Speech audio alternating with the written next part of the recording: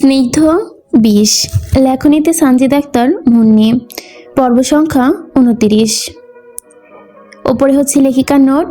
সম্মানিত পাঠক, আপনাদের অবগতি থাকুক এই যে পাঠ্যটি অত্যন্ত আক্রমণাত্মক, কর্জত এবং অশালীন গালাগালি এবং ভাষা ব্যবহার করা হয়েছে। এই বিষয়বস্তু অত্যন্ত সংবেদনশীল এবং প্রাপ্তবয়স্ক ছাড়া অন্য কারোর জন্য নয়, একেবারে উপযুক্ত নয়। আপনার মানসিক স্বাস্থ্যের কথা বিবেচনা করে এটি সিদ্ধান্ত ঝুঁকিতে এবং একান্ত ব্যক্তিগত সিদ্ধান্ত পড়ার অনুরোধ জানাচ্ছি। নাছার ছন্নছাড়া হয়ে বসে আছে বারান্দার এক কিনারায়, দরজার পাশের দেওয়ালে মাথা ঠিক ঠেকিয়ে। তার নাক দিয়ে এখনো অল্প অল্প রক্ত গড়িয়ে পড়ছে। বিবিজান তাকে বেশ কয়েকটা থাপ্পড় মেরেছেন, সাথে লাথিও মেরেছেন। সে কিছুই বলতে পারেনি, করতেও পারেনি। তৌসির একদৃষ্টে চেয়েছিল, সব কিছুই দেখেছে, কিন্তু কিছু বলেনি সেও। বিবিজান যে এত মারলেন তারপরও কোনো বাক্য ব্যয় করেনি, চুপচাপ বেরিয়ে গিয়েছিল তখন রুম থেকে। তৌসির বের হয়ে যাওয়ার পর বিবিজান নাজাকে আরও কয়েকটা লাথি মারে, কিছু বিশ্রী কথাও শুনিয়ে গেছেন। নাজার দোষই সে আজ মার খেলো। সে যদি একটু সতর্ক হয়ে কাজ করত তাহলে এভাবে ধরা খেয়ে মার খেতে হতো না। সাদা একটা ড্রেস তার পরনে, সাদা ড্রেসের হাতাগুলো লালচে রক্তে মুছতে মুছতে নাজা হাত বাড়িয়ে ফ্লোরে পড়ে থাকা ফোনটা হাতে নিল, নিজের বাবাকে কল দিল। তিনি কল ধরতেই নাজা কান্নায় ভেঙে পড়ে। আব্বা, আব্বা আমাকে নিয়ে যাও, এখান থেকে নিয়ে যাও আমারে। তোমরা যার কাছে বিয়ে দিছো তার কাছেই এখান থেকে নিয়ে যাও, তোমরা যার কাছে বিয়ে দিবে তার কাছে চলে যাব, কিন্তু আমাকে এখান থেকে নিয়ে যাও। তুমি তো চাও ইকরাব ভাইয়ের কাছে যেতে, যার সত্যি তাই বলছি, যাব। আমার সব কিছু চাই না, কিছু না। তোমরা যাকে বলবে তাকে বিয়ে করব। আমি আর পারবো না বাবা। আব্বা, ওরা আমারে মেরে ফেলবে। আব্বা, ও আব্বা, আমাকে এখান থেকে নিয়ে যাও আব্বা। ও আব্বা, আমি ওই জানোয়ারের সংসার করব না আব্বা, ওরা আমাকে মেরে ফেলবে। আব্বা, আজ আমায় অনেক অনেক মেরেছে ওই মহিলা। ও আব্বা, আমি না তোমার মেয়ে, নিয়ে যাও না এখান থেকে, আমি বাঁচতে চাই আব্বা। ও আব্বা, একবারের হইলেও আমার কথাটা একটু ভাবো আব্বা। আব্বা, ও আব্বা। এইটুকু বলে নাছা শোকের ভরে বুক ফেটে আর্তনাদ উঠে, বুকের কন্দন যেন ভেঙে পড়ে সে। সিদ্দিক সাহেব বুঝতে পারে না তার মেয়ে ধরা খেয়ে মার খেয়েছে আর এভাবে কাঁদছে, কিন্তু উনি তো এসব কান্নায় প্রশ্রয় দিবে না, একদমই না। শান্ত গলায় বললেন, আমি কিছু জানি না মা, তুমি বলেছিলে তুমি যেভাবেই পারো সেভাবেই থাকবে।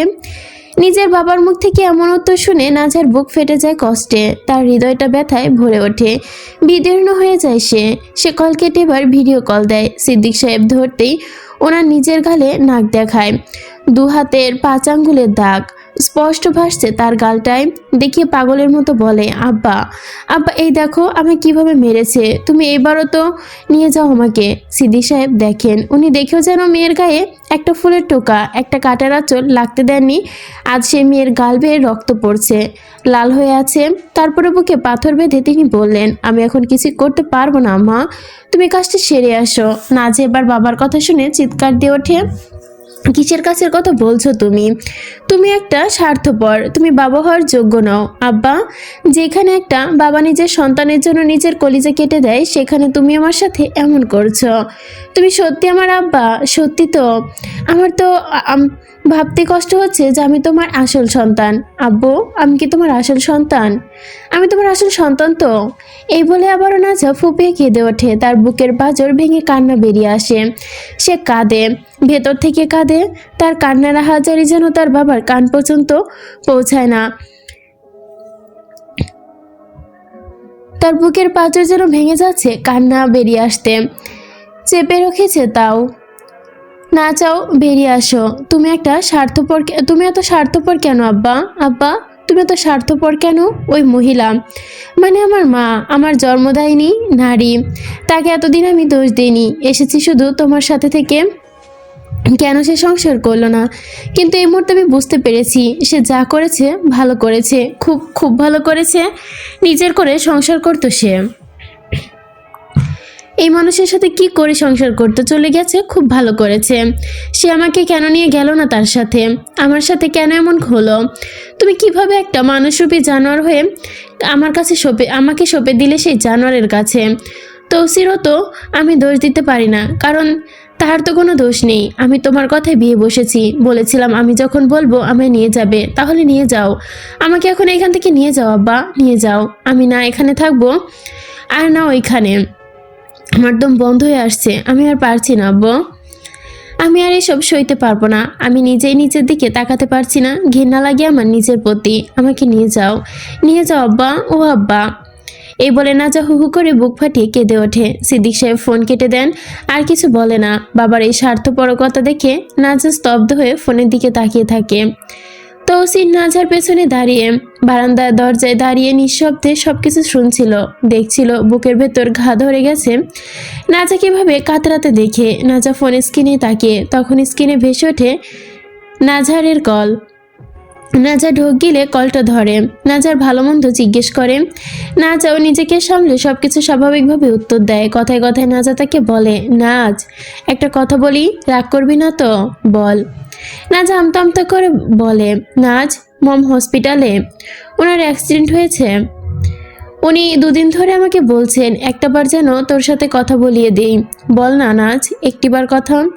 এই শুনে নাজা তার ছেলের হাসি দিয়ে বলে, হঠাৎ আমার কথা মনে পড়লো কেন ওনার? মানে আমার সাথে কথা বলার ইচ্ছে কেন জাগলো? মনে ছিল উনি যখন কোনো এক সময় দুটো সন্তান একসাথে পেটে ধরেছিলেন, নাকি অ্যাক্সিডেন্টে ধাক্কায় মনে পড়লো?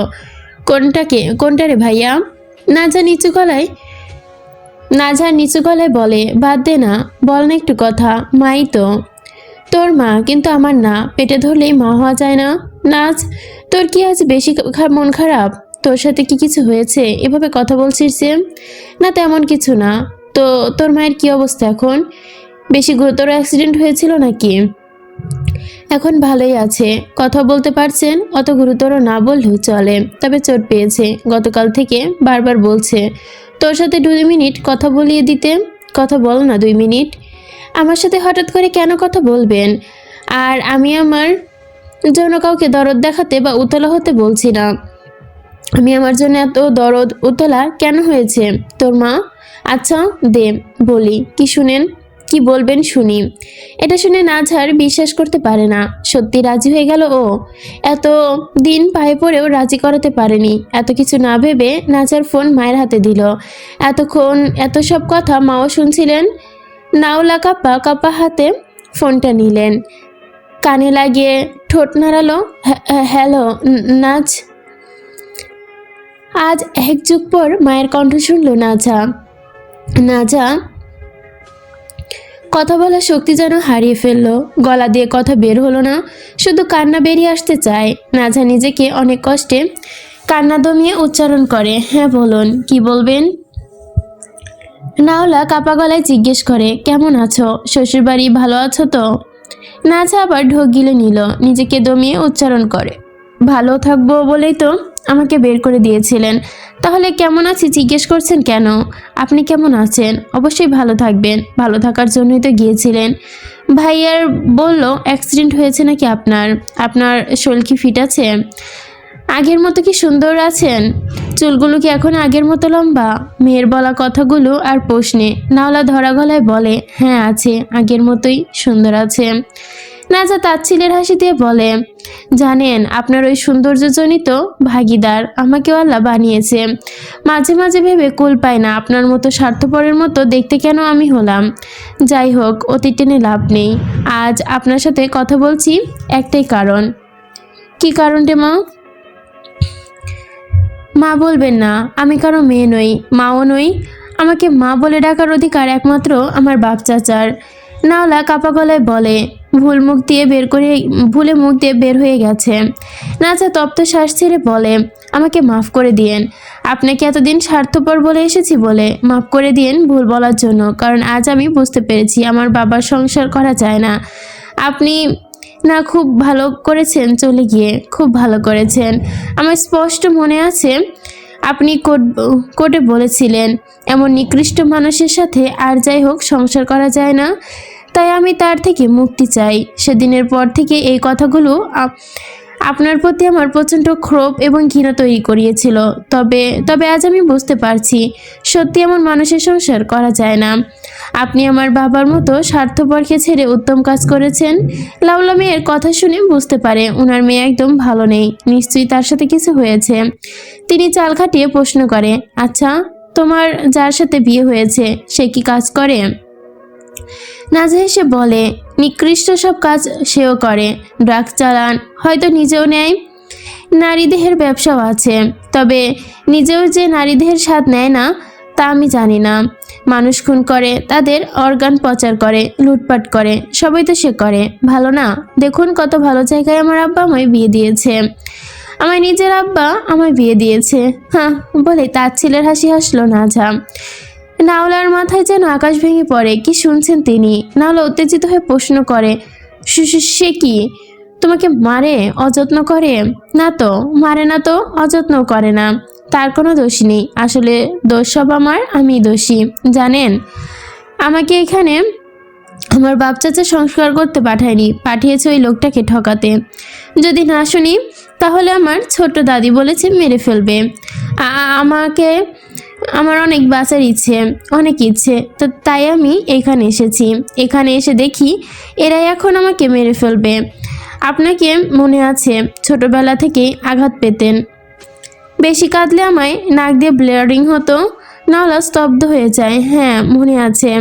জানেন আজও ব্লিডিং হয়েছে অনেক, প্রচুর। কিন্তু আগের মতো কেউ ওষুধ দেয়নি, রক্ত মুছে দেয়নি। আপনি না জিজ্ঞেস করেছিলেন আমি কেমন আছি? তাহলে শুনুন, আমি আমি আমি না একটু ভালো নেই, একটুও ভালো নেই। আমি ভালো নেই। জানেন একটা কথা, আমি যাকে বিয়ে করেছি, মানে আমার যার সাথে বিয়ে হয়েছিল, সে প্রথম দিন আমাকে আপন ভাবতো, প্রথম থেকে খুবই ভালোবাসতো, আমার যত্ন নিত, হয়তো সেগুলো অভিনয় করত। কিন্তু জানেন এখন সেও আমাকে দেখতে পারে না। তাই আমি বাড়ি যেতে চাই, কিন্তু আমার আব্বা আমাকে আর বাড়ি নিবে না। আমাকে এখানে কুকুরের মতোই পড়ে থেকে মরতে হবে। আচ্ছা অনেক কথাই বলে ফেললাম, ভালো থাকবেন আর মাফ করে দিয়েন এতদিনে ভুল বোঝার জন্য। আপনাকে দোয়া করিয়েন যাতে মরণটা আমার একটু আগে দেখা যায়। এই দ্বিধাদ্বন্দ্বের জীবনে আর প্রাণে সয় না, বুঝলেন তো?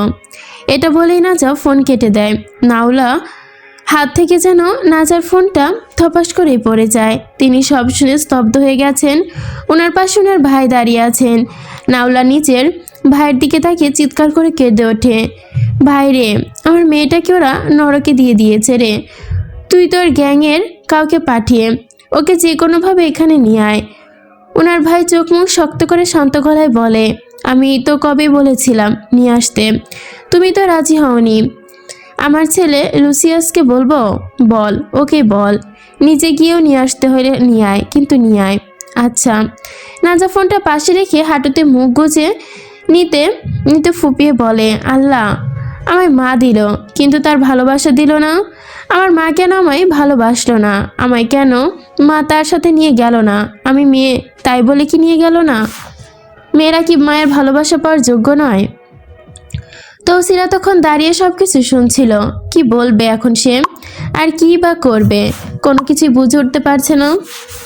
তারও তো নিজের ভেতর খারাপ লাগে, সেও তো নাজাকে ভালোবাসে। কিছু বোঝার ক্ষমতা তার নেই। তৌসির তপ্ত শ্বাস ফেলে নাজার সামনে গিয়ে দাঁড়ায়। নাজা তৌসিরকে দেখে মুখ তুলে তাকায়। তৌসিরকে হঠাৎ দেখেই ভরকে যায়। তৌসির ওর সব কথা শুনে নেয়নি তো? না, শোনেনি হয়তো। কিভাবে শুনবে? নাজা পেছনে কিছুটা সরে যায়। তৌসির নাজার তাকানো দেখে কিছু বলে না, চুপ করে তার দিকে ঝুঁকে যায় কোলে নিতে। তৌসিরের উদ্দেশ্য বুঝে নাজা সেই যে এক নাজাকে কোলে নিবে, তারপর নিয়ে মিথ্যা প্রেম দেখাবে। নাজা নিজেই ধীরে ধীরে উঠে দাঁড়ায় দেওয়ালে হাত রেখে। অনেকক্ষণ ধরে বসে থাকায় কোমরেও ধরে এসেছে, পা ঝিনঝিন করছে, দাঁত পিষে উঠে দাঁড়ায়। তৌসির নিজেকে গুটিয়ে নিয়ে নাজাকে বলে, আমি কোলে নেই। নাজা তৌসিরের দিকে তাকায়, তবে কঠোরতামূলক দৃষ্টি, নিরাসল চাহনি, মেখে হাসি স্বাভাবিক গলায় বলে, না না, নিতে হবে না, আমি হাঁটি, পা ধরে গেছে, না হাঁটলে ঠিক হবে না। তৌসির নাজার এত সহজ এবং উত্তর আশা করেনি। নাজার এই সহজ আচরণ তৌসিরের হজম হয় না।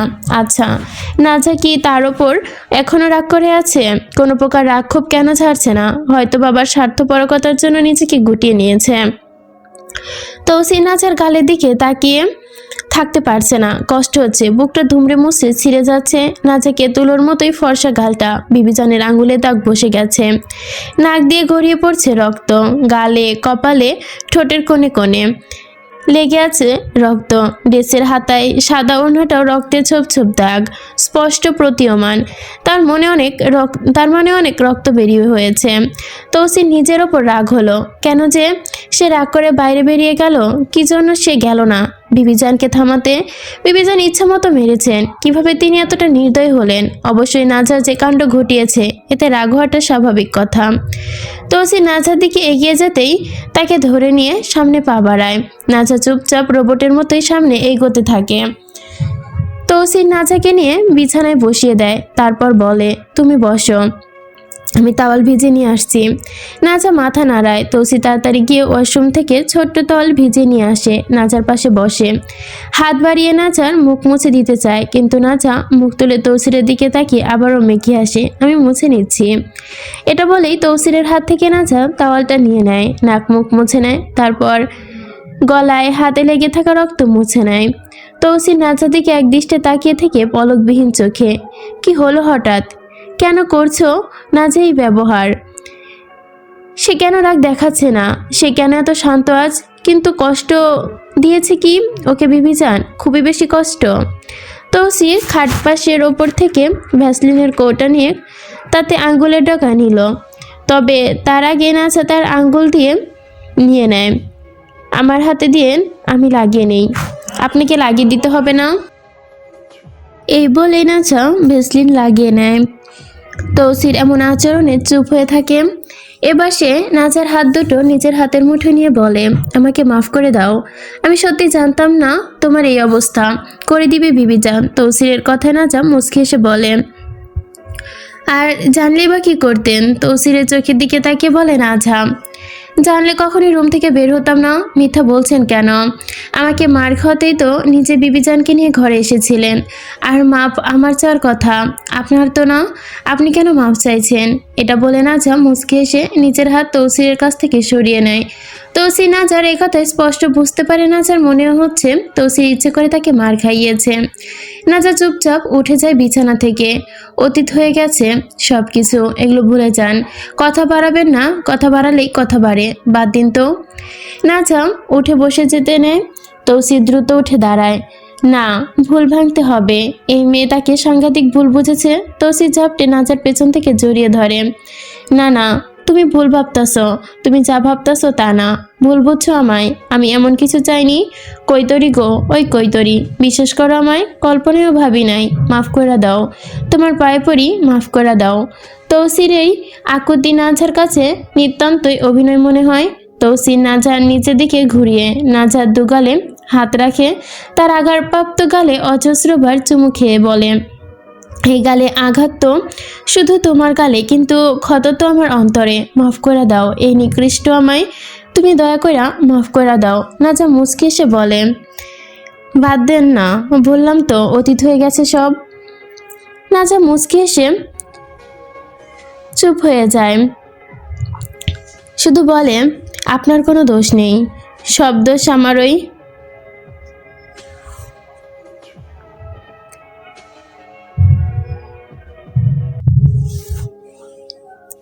তৌসির এই বলে নাজাকে বুকে জড়িয়ে নেয়, আষ্টে পিষ্টে জড়িয়ে ধরে বলে, না, দোষ তোমার না, সব দোষ আমার। প্রিয় মাতাদের আমার দোষ হয় নাকি? প্রিয়তমাদের আবার দোষ হয় নাকি? নাজা দুহাত মুষ্টিবদ্ধ করে দাঁত চেপে, তৌসির আমায় ছাড়ুন, আমার শরীর জ্বলতেছে। তৌসির এটা শুনে তাড়াতাড়ি নাজাকে ছেড়ে দেয়। ওর দুই বাহু ধরে আহাস্তে হস্তান্তর করে জিজ্ঞেস করে, তোমার শরীরেও আঘাত করেছে? নাজা তৌসিরের থেকে নিজেকে ছাড়াতে ছাড়াতে চেষ্টা করে, বলে, জ্বলতেছে শরীর, আপনার ছোঁয়ায় জ্বলতেছে, ব্যথায় না। দয়া করে এই কৃপা করুণাটুকু আমায় করুন, আমার থেকে দূরে থাকুন। তৌসির নাজার এ কথা শুনে কিছুটা স্বস্তি পায়, যাক অবশেষে এইটুকুই স্বস্তি। তৌসির নাজার হাত টেনে ধরে তাকে আবারও বুকে টেনে নিতে নিতে বলে, মাফ করে দাও, ভুল হয়ে গেছে, ভুল তো হয়ই, আমি আর এমন পাপ করব না, মাফ করে দাও। এই বলে শক্ত করে তৌসির নাজাকে জড়িয়ে ধরে। আজ জীবনে প্রথম আর কোনো অপরাধবোধ করার জন্য এত অনুশোচনা হচ্ছে। নাজার চিৎকার করে ওঠে, তৌসির, আপনাকে আমার মস্তিষ্ক চাইলেও অন্তর কখনো মাফ করবে না। আপনি দয়া করে আপনার এই মিথ্যা প্রেম ঢালা বন্ধ করুন, একটু রেহাই দিন। ভুল করে নিয়েছেন, আমি ভুল, আপনি না। প্রয়োজনে আপনারও আপনি মরুক, প্রয়োজনে একবার আপনিও মারুন, তবু আমায় ছেড়ে দিন। আপনার বিবি যেন আমাকে থাপ্পড় লাথি মেরেছে, আপনি প্রয়োজন হলে বেল্ট দিয়ে মারুন, ছুরি দিয়ে হাত পা কেটে দিন, জিভ কেটে দিন, তারপরেও এসব নাটক আর করবেন না। ভালোবাসার নামে আল্লাহর ওয়াস্তে ছেড়ে দিন। এটা বলে না যা ঢোক গিলে কান্না আসে তার, না তো সে কাঁদবে না, একটুও কাঁদবে না এই মানুষের সামনে। চোখের পানি সে ফেলতেও পারবে না। তৌসির নাজাকে ছেড়ে দিয়ে তার দিকে তাকিয়ে বিছানায় বসে আর বলে, তুমি একটা অমানুষ তালুকদারের মাইয়া, তোর ভেতরে জ্ঞান খুবই কম।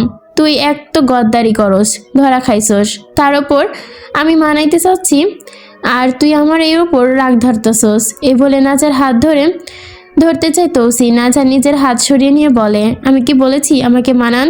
তা তো বলিনি। হ্যাঁ, তা কইবি কেন? হ্যাঁ, আমি গদ্দার, আমি খারাপ, আমি বিশ্বাসঘাতক, আমি না হয় সবসময় বড্ড স্বার্থপর।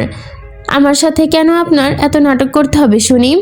আমি আপনার বিশ্বাস নিয়ে নষ্ট করেছি তৌসির, আমি আপনার বিশ্বাস নষ্ট করেছি, তাই আমাকে আপনার মানাতে হবে না। আর আমি আর আপনার বিশ্বাস করিও না, আপনাকে বিশ্বাস করতে চাইও না। এটা বলেই না যা তৌসিরের দিকে তাকায়, তার চোখের কোণ বেয়ে গড়িয়ে পড়ে ফোঁটা ফোঁটা নোনা পানি। তৌসি নাজের কথায় বিদায়রক এক হাসি টেনে বলে, অথচ তুমি বারবারই আমার বিশ্বাস ভাঙার পরও তোমার আমি এখনো বিশ্বাস করি। নাজার চোখের কোণ বেয়ে পড়া নোনা জলটুকু মুছে দিতে দিতে তৌসির বড্ড অসহায় সুরে তাকে বলে, তোমাকে আমি সর্বদাই অন্তরের খুব কাছে রেখেছি, তাই প্রতিদানে তুমি আমার ঘৃণা, ছলনা আর এই নিষ্ঠুর বিশ্বাসঘাতকতার জন্য আমি তোমার প্রতি চিরকৃতজ্ঞ। নাজা তৌসিরের থেকে নিজেকে সরিয়ে নিয়ে উঠে দাঁড়ায় আর বলে, আমি আপনার এসব কথা বিশ্বাস করি না।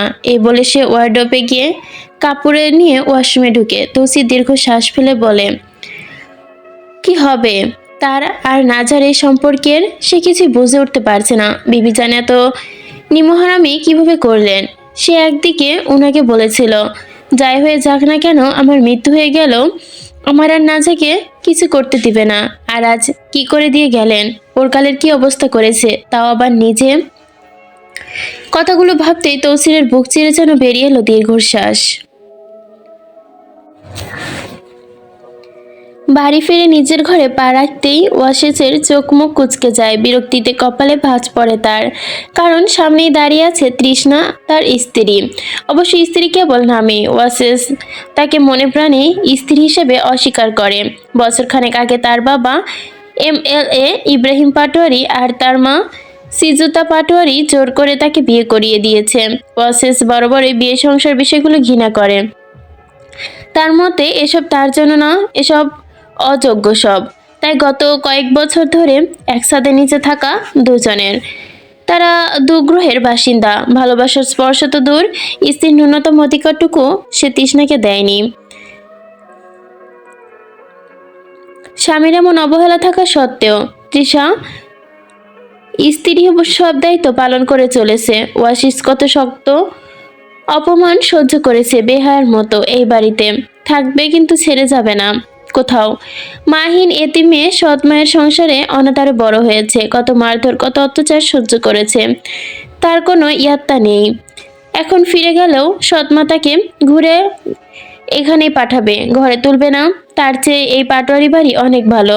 ওয়াসেস ছাড়া বাড়ির সবাই তাকে যথাসম্যক সম্মান দেয়। স্বামীর ভালোবাসা না থাক, অন্তত 3 বেলা পেট ভরে খাওয়া পড়াশোনা তো শান্তিতেই করতে পারছে, এটাই বা কম কি? ওয়াসিসকে দেখা মাত্রই তৃষ্ণা মাথা নিচু করে পাশ কাটিয়ে চলে যায়, কিন্তু ওয়াসেস তাকে যেতে দেয় না। খপ করে হাত চেপে ধরে, হ্যাচকা টানে দরজার পাশের দেওয়ালে চেপে ধরে। দু হাতে তৃষ্ণাকে বন্দি করে হিসিয়ে বলে, তুই কবে যাবি এখান থেকে? যা না সরে আমার জীবন থেকে।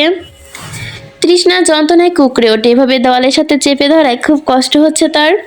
তার মনের ওপর ওয়াসেস গায়ে এসে ভেসে পড়তে রক্ত আর মদের তীব্র গন্ধ। সে দুর্গন্ধ নিচু করে নিচের পায়ে পাতায় তাকিয়ে ব্যথায় আর্তনাদ করে ওঠে। আমাকে ছেড়ে দিন, আমার লাগছে। তৃষ্ণার কথায় ওয়াসিস উল্টে ধমক দিয়ে বলে, আমার দিকে তাকা তৃষ্ণা। ভয়ে ভয়ে চোখ তুলে তাকায় তৃষ্ণা। ওয়াসিসের চোখে পানি পড়তে আবার তৃষ্ণা নেই প্রশ্ন ছুড়ে দেয়, এত গালাগালি দেই, মারধর করি, এত তাচ্ছিল্য করি, তবু তবু তুই পড়ে আছিস কেন এখানে? ওয়াসিস সব জানে, তার অসত্য সম্পর্কে সে অবগত, তবুও বারবার একই প্রশ্ন তৃষ্ণাকে ক্ষতবিক্ষত করে। অন্যদিকে চুপ থেকেও আজ চুপ থাকা যায় না তৃষ্ণার। ওয়াসিসের চোখের দিকে তাকিয়ে নিরুদ্দন এক অসহায় সত্য উগরে অসহায় গলায় বলে, শান্তিতে দুমুঠো ভাত খাওয়ার লোভে পড়ে আছি এখানে। হ্যাঁ, এটাই রূঢ় সত্য। শুধুমাত্র দুই বেলা দুমুঠো ভাতের লোভে এখানে পড়ে আছি। ক্ষুধার যন্ত্রণায় তৃষ্ণার চেয়ে ভালো আর কে বুঝবে। বিয়ের আগে খুব কম সময়ে তার কপালে ভালো খাবার জুটতো সারাদিন, হাড়ভাঙ্গা খাটুনি, তারপরে আসতো বাসি ভাত, নয়তো আগের দিনের পান্তা। সেই ভাতটুকু খেতে বসেও তাকে শুনতে হতো বাবা আর সৎ মায়ের লাঠিঝাঁটা আর অকথ্য গালিগালাজ। সেই নরক থেকে এই জীবন তো তৃষ্ণার কাছে রাজপ্রাসাদ। তার মার খেতে হয় না, শান্তির ধোয়া ওটা গরম ভাত খেতে পারে দুবেলা, গায়ে অন্তত অভদ্র কাপড় রাখা হয় না। তৃষ্ণা বড় লোকই এবং লোভী নয়। হ্যাঁ, সে ভীষণ লোভী। তৃষ্ণা বড় লোভী, তবে তার লোভ সোনাদানা বা টাকা পয়সা না। তার লোভ হচ্ছে একটি সুস্থভাবে বেঁচে থাকা জীবনের, একটু গরম ভাতের। এই লোভে সে ভয়ঙ্কর শাস্তি সে পেয়েছে, তা মনে পড়লে আজও তার হাতটা কেঁপে ওঠে। একদিন পেটের তীব্র জ্বালা সহ্য করতে না পেরে চুলা থেকে নামানো গরম ভাতার তরকারি লুকিয়ে খেয়েছিল সে, কিন্তু পোড়া কপাল তার সৎমায়ের চোখে ধরা পড়ে যায়। গরম ভাত খাওয়ার অপরাধে তিনি সেই দিন সৎমা 9 বছর বয়সী ছোট তৃষ্ণার কপালে কোমল মুখের ওপর ইটের ছোট্ট ছোট টুকরো ঢুকিয়ে দিয়েছিল। মাটিতে ফেলে গলার ওপর পা দিয়ে গালে একের পর এক থাপ্পড় মেরেছিল। মুখের ভেতর নরম ভাতের বদলে গরম ইট ঢুকিয়েছিল। ইটের কুচিগুলো যেন তার ভেতর থেকে ঝলসে দিচ্ছিল। ইটের ঘষা আর থাপ্পড়ে চোখে মুখে গল গল করে রক্ত বেরিয়ে আসে, বুক ভেসে ওঠে কান্নায়। সেদিন ওই পৈশাচিক আঘাতে তার মুখে এতটাই ফুলে গিয়েছিল যে পরে দুদিন আর ভাত তো দূরের কথা, গলা জমে গেছিল, থুতুটুকুও গিলতে পারছিল না। তৃষ্ণা যদি জানতো একবেলা গরম ভাতের জন্য এতটা রক্ত আর এতটা শোধ দিতে হবে তাকে, তবে সে জীবনেও সেই ভাতে হাত দিত না। সে বিভীষিকার পর বাবার বাড়িতে সে আর কোনোদিনও ভাত খায়নি। তাই আজ এই সংসারে পড়ে থাকা শুধু এক মুঠো গরম ভাতের আশায়, সেখানেই ভাতের আশায় গ্রাস করছে রক্ত মিশে থাকা। ওয়াসিস তৃষ্ণা চুপ করে দাঁড়িয়ে থাকতে দেখে হঠাৎই যেন তৃষ্ণার চুলের ফাঁকে হাত দিয়ে চুলের মুঠি শক্ত করে ধরে এবং তাকে নিজের কাছে টেনে আনে আর কঠিন গলায় বলে, তুই এই বাড়িতে থাক, তাতে আমার কোনো সমস্যা নেই, কিন্তু আমার ঘর থেকে বেরিয়ে যা, তোকে দেখলে আমার রাগ ওঠে। তৃষ্ণা ব্যথা পায়, তাও কোনো প্রকার প্রকাশ করে না। শান্ত গলায় বলে, আপনার মাকে বলুন না আপনার ঘর থেকে আমি যেতে চাই, কিন্তু মা রাজি হয় না। আমি কি ভুল করেছি? কেন আমায় এতটা ঘৃণা করেন? কথার উত্তরে ওয়াসিস তৃষ্ণার চুলের মুঠি ছেড়ে দেয়, তাকে সজোরে দেওয়ালের সাথে ঠেসিয়ে ধাক্কা দিয়ে হুকুমের সুরে বলে, যা আমার জন্য ভাত নিয়ে আয়। তৃষ্ণার মাথা প্রচণ্ড আঘাত পায়, তবু কোনো শব্দ না করে চুপচাপ ধীর পায়ে রুম থেকে বেরিয়ে যায়। ওয়াসিস তৃষ্ণার যার পানে তাকে ভিড় করে বলে, কেন যে তোকে আমি দেখতে পারি না তা আমি নিজেও জানি না। তুই সামনে থাকলে রাগ হয়, আবার না থাকলেও কষ্ট হয়। তুই একটা বিষাক্ত রোগ রে শালী, কি করবো বল?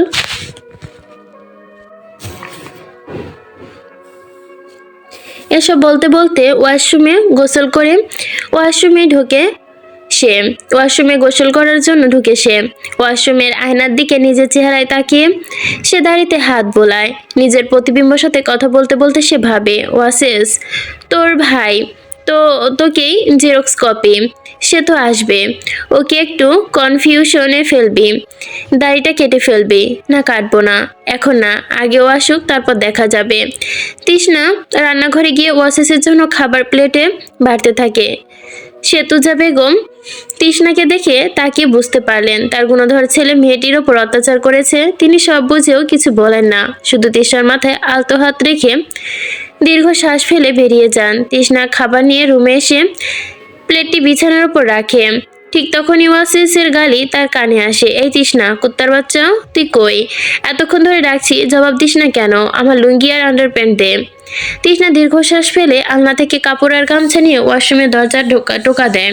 সে বলে, এই নিন। ওয়াশের দরজা সামান্য খুলে মাথা বের করে। তৃষ্ণার হাত থেকে কাপড় নিতে নিতে ধমক দেয়, কোথায় গিয়ে মরেছিলি? এতক্ষণ ধরে ডাকছি, জবাব নেই কেন? কথাটা বলেই ওয়াসেস ভেজা মাথাটা ঝাঁকুনি দেয়। তার দাড়ি এবং চুলে লেগে থাকা পানি ছিটকে এসে পড়ে তৃষ্ণার চোখে মুখে।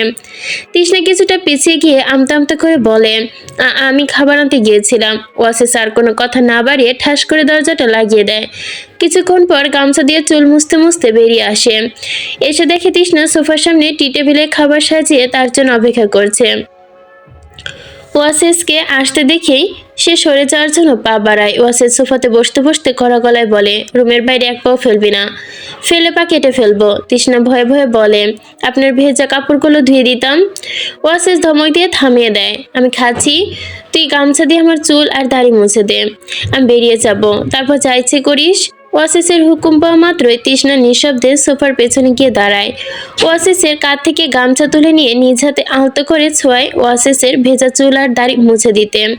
তৃষ্ণার এই পাথর চাপা আর দাড়ি মুড়িয়ে দিতে থাকে। তৃষ্ণার এই পাথর চাপা দাড়ি ও নীরবতা ওয়াসিসের অসহ্য লাগে। সে প্রতিবাদ করে, ওয়াসিস অকারণেই এত রাগ। মেয়েটার প্রতিবাদ করে না। ওয়াসিস অকারণে এত রাগ দেখায়, সে কেন চুপ করে থাকে? গায়ে হাত তোলে, মুখ ভর্তি গালাগাল করে, তবু তৃষ্ণা ঠোঁট থেকে যেন টু শব্দ বের হয় না। ওর এই মেনে নেওয়াটাই অসীমের পুরুষত্বে আঘাত আনে। ভাতের গ্রাস মুখে তুলতে তুলতে ওয়াসিসের কণ্ঠ থেকে ঝরে পড়ে তীব্র ঘৃণা। তৃষ্ণা, তুই একটা আস্ত বেহায়া, রাস্তার একটা কুকুরের চেয়েও তুই নিকৃষ্ট। মানুষের চামড়া তো মোটা হয় কিভাবে? এত নির্লজ্জ কেন তুই?